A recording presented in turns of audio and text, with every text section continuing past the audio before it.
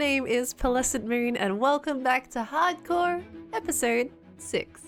It has been an absolute hot minute since we have logged into this world. Also, don't mind the skin. We just played the Minecraft Championships, number 22, and it was absolutely fantastic. I loved it. But anyway, that's why I have a green skin. But hi guys, welcome on back into the hardcore world. I know we haven't seen this one in a little bit. I've been a little bit preoccupied with Hermitcraft at the moment, but I love this world so much and I'm so excited to be back. Now, because it's been a little bit long since we have played this world, let's give you guys a bit of a recap on what we did last episode. We added 2 new buildings, in which was this building on the left here, which clearly needs to be waxed, and we added this building over on the right. So now the left building doesn't have anything in it. Still not sure what to put in it. I was reading a few suggestions from the last episode and I'm still not really sure, so we'll figure that out. Maybe like a sugarcane farm or a pumpkin and melon farm, I don't know. But then on the right hand side, this building, is host to the bee farm. It's just a really small one, and some of these hives, didn't even have bees in them, so they're not all,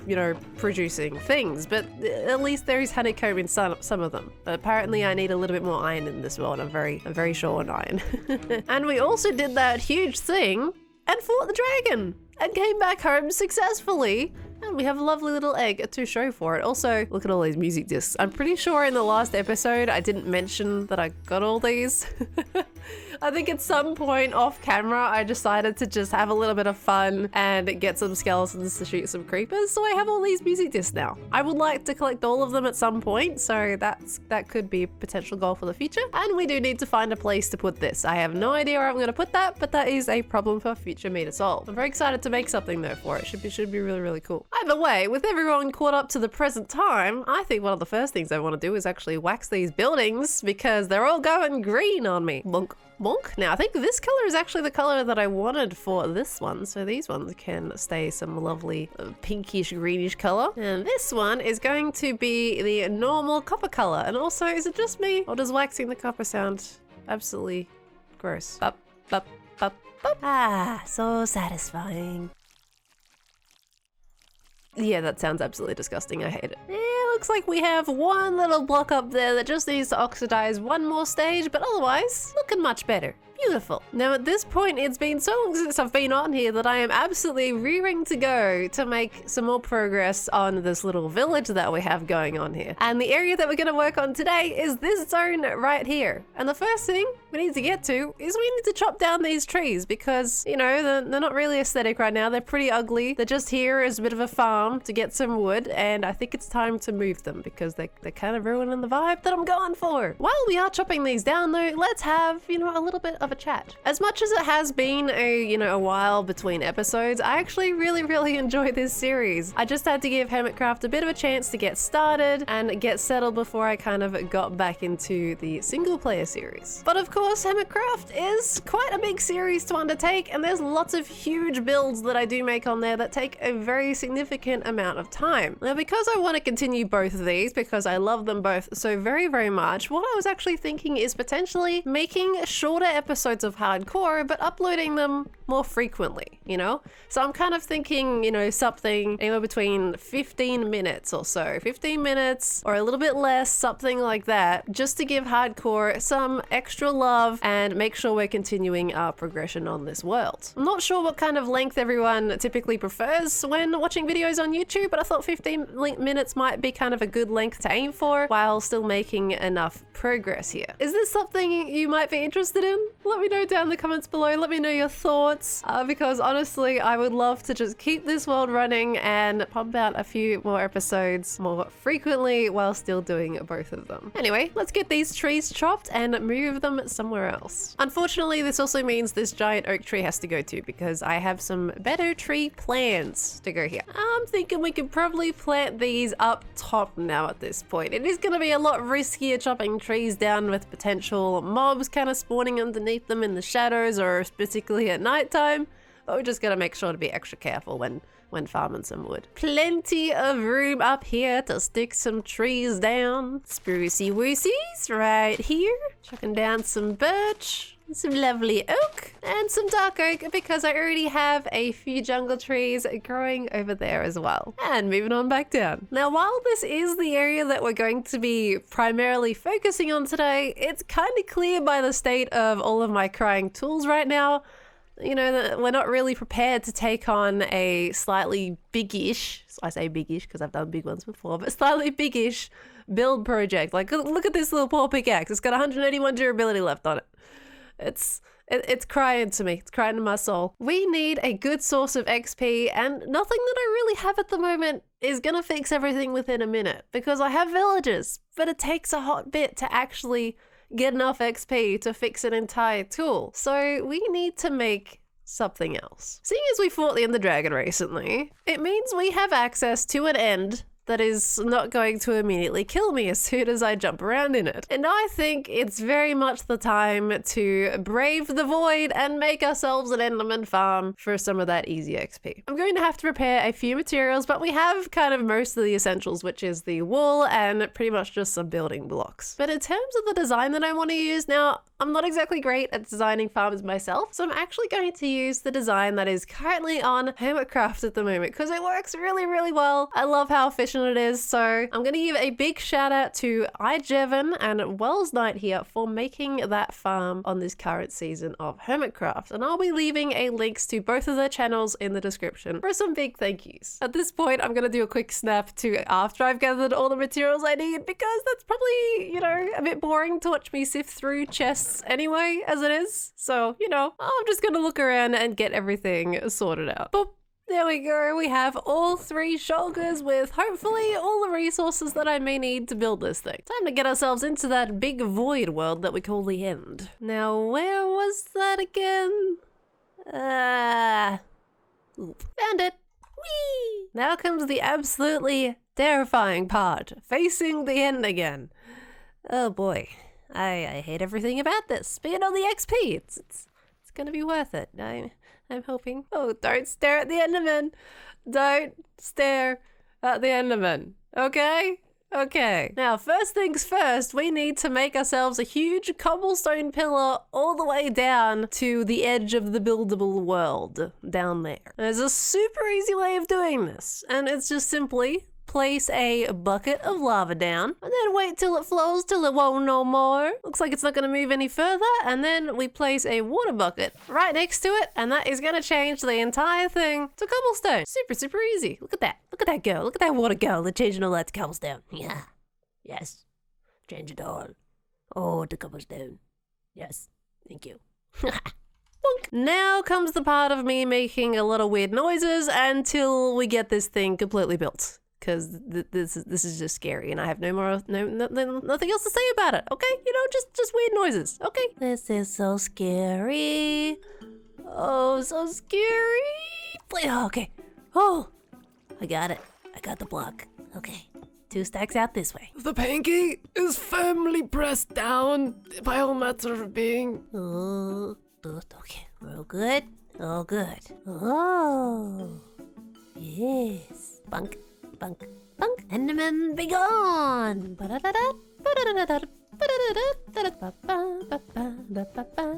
Pistons, and some pretty blocks to go in front of them. More Enderman, be gone. Little dash of redstone, an extra dash of redstone, and a lovely lever. Bonk.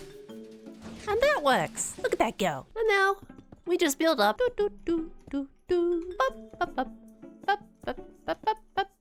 Whoa, this is super high up. Now we're gonna make a platform and place some trapdoors down as well so that the Enderman can, you know, fall down like absolute numpties. Giant platform outlined. Now we gotta fill in the rest. I am speed. Yes. Almost there. Almost there. Oh boy. Done! We now have a platform. Now the next part is getting an endermite right in the middle of this thing for the enderman to aggro at. And something I've just realized is I forgot to bring myself a minecart, so I'm gonna have to go back and get that. Oops. Beep, beep.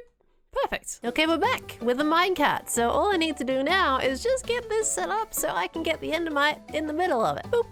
And there we go. We have our little spawning area. So now what we need to do is spam a whole bunch of ender pearls, hope to get an endermite, and then I'm going to stick this lovely little pom-pom name tag on it, and that will stop it from despawning. And then we got to get it in the minecart. Now I've given myself plenty of ample room to run around and dodge it in case, you know, we have a little bit of trouble. I always see people spawn them in like super tight spaces and then sometimes they may die, and I'm not about to risk that. So nice big area. Just gotta get it in that minecart. Come on, let's hope for the best. This is like the most dangerous part about making this farm. Makes me so nervous every time, and you're taking down your health all the while you're using the ender pearls.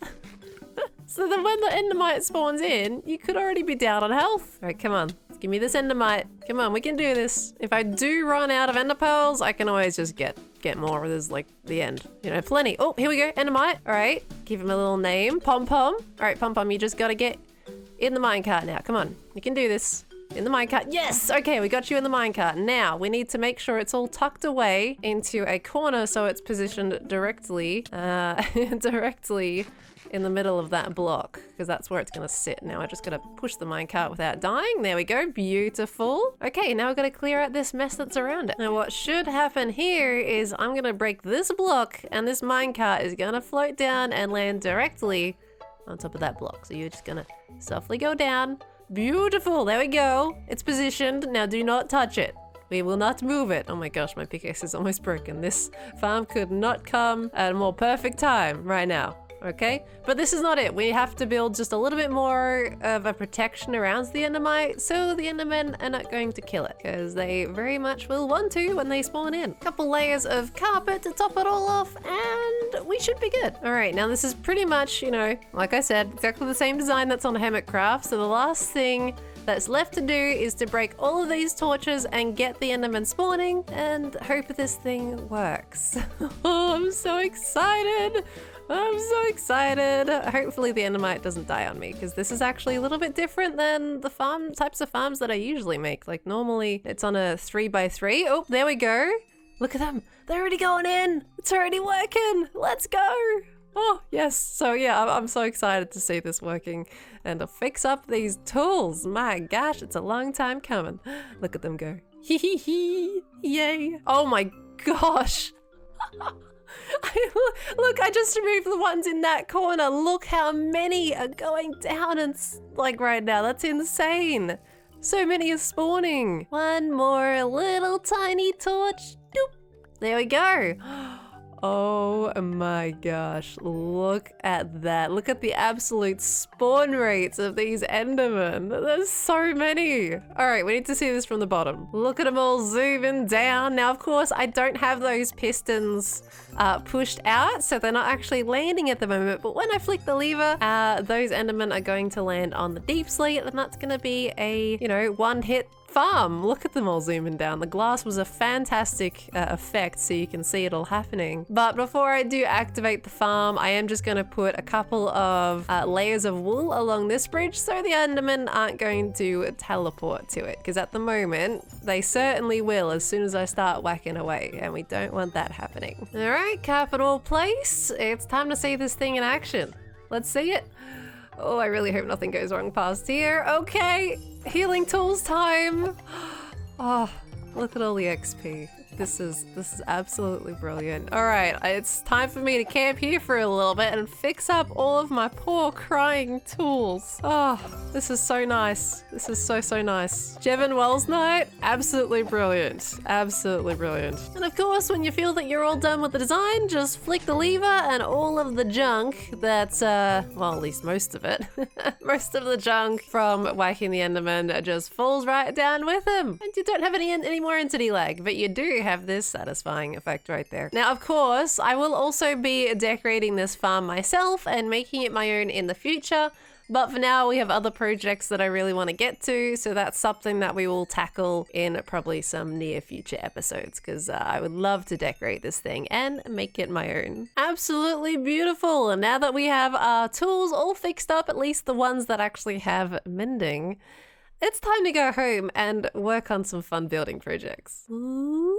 and we're back home, just like that. One project down, or one farm added to the list, and we're ready to make something a little bit more aesthetic now. Oh, feels so much better to get all this stuff fixed. My gosh. All right, let's get cracking into some work. Right. Back to this area here, and the reason why I cleared it out in the first place. I'm sorry we had to go on a bit of an excursion there. Otherwise, now I think you've seen me, run up and down some cobblestone stairs to get from here up to the surface, right? I'm kind of tired of doing that at this point. We need an actual entrance and exit from this base area to make things a little bit easier. And I figure this area could work pretty nicely. I could make a lovely little garden going up the side here alongside the waterfall, and then I'm thinking I'm gonna do a bubble vader type of entry and exit on this little part that sticks out right here. And then of course I'm gonna adorn it with some pretty fancy decorations and things like that. And I'm thinking of also adding a potential bridge that stretches out from this point up there and comes over to this level here. So maybe we in the future can kind of expand on that and start to build some buildings up on the second level up there. And I think a bridge is kind of like the first thing or first step that I really want to do into making that happen, because we can, I don't know, make a staircase or something that goes up to the second floor and meets up with that bridge, and I think it could just be really pretty in general. Now at this point though, this one is actually going to be a time lapse. I know I didn't time lapse the Enderman Farm because I'm going to time lapse this one. I'm just going to put my head in the clouds, zone out for a little bit, and just get building on what I just explained. I'm so excited. I'm so excited for you guys to see this. And yeah, I'm gonna get cracking.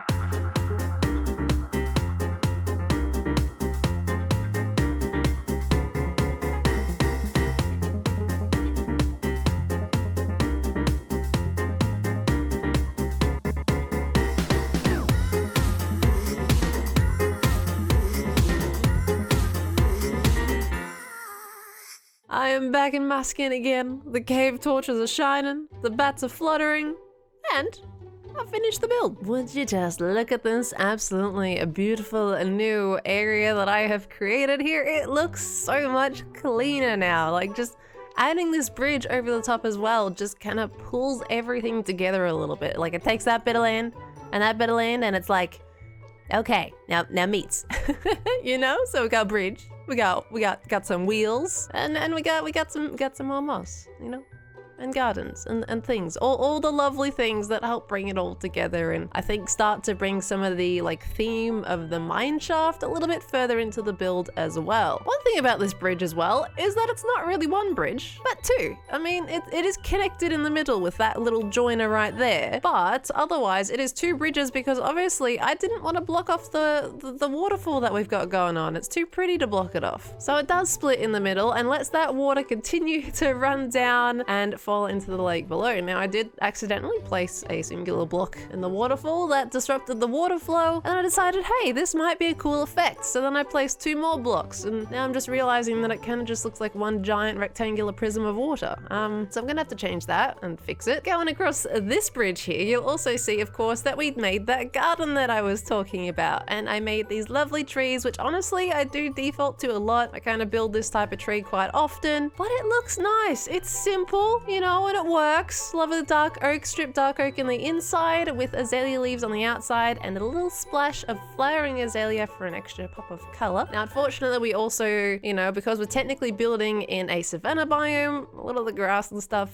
and leaves kind of look dead otherwise, but it's still kind of working and it still looks pretty nice. We've got the mossy ground and also the smaller drip leaves to kind of complement it as well. I'm also slightly getting ahead of myself here by walking up to this area, but hey, yep, this is where my bubble vader now exists. So you walk up these little sprucey slabs here, come up between the cog wheels, and you'll see the entrance and exit to my base looking mighty fresh, and you just go all the way to the top, and this will eventually bring you out. We're getting there. It's a slow process. It'll eventually bring you out in the middle of this little tiny secluded lake that we have here. You see there's all my trees I was growing earlier right over there, so it's very, very close to our stairs, and this can definitely be a place in the future that I can, kind of build up the externals of the base a bit and really show off where the entrance to my, underground section is. But now let's go back down and show you guys what else I've built.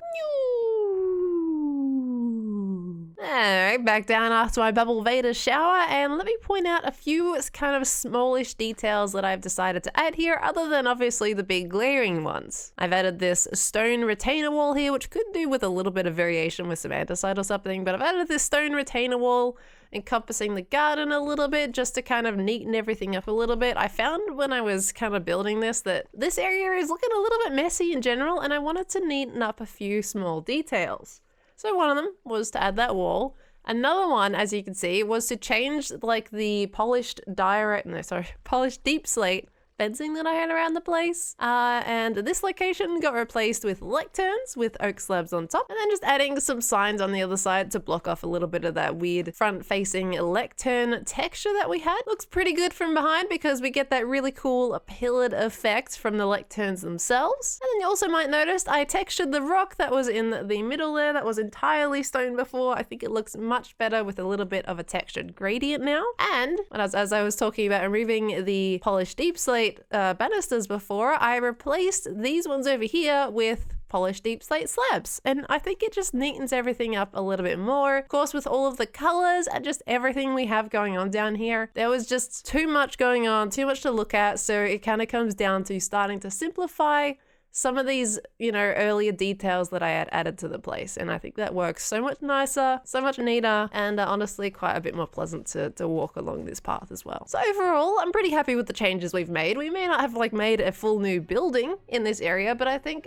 details like this are so important to bringing, you know, an entire environment together. And it's coming along so well. I'm so excited to see what this thing's going to look like in the future. Unfortunately, with the end of that explanation, that does actually mean that is going to be the end of the episode today. It has been so much fun. We risked our lives making the Enderman Farm, but it was well worth it because all my tools are looking beautifully shiny now and fixed. And then we added a proper entry and exit to my base because it was annoying before having to walk up and down those cobblestone stairs all the time, and made some gorgeous decorations to fit with it. And I couldn't be happier. It's beautiful. So thank you all so very, very much for watching today. I hope you guys enjoy this series. This one is going to continue until I die. Oh, there's a cat.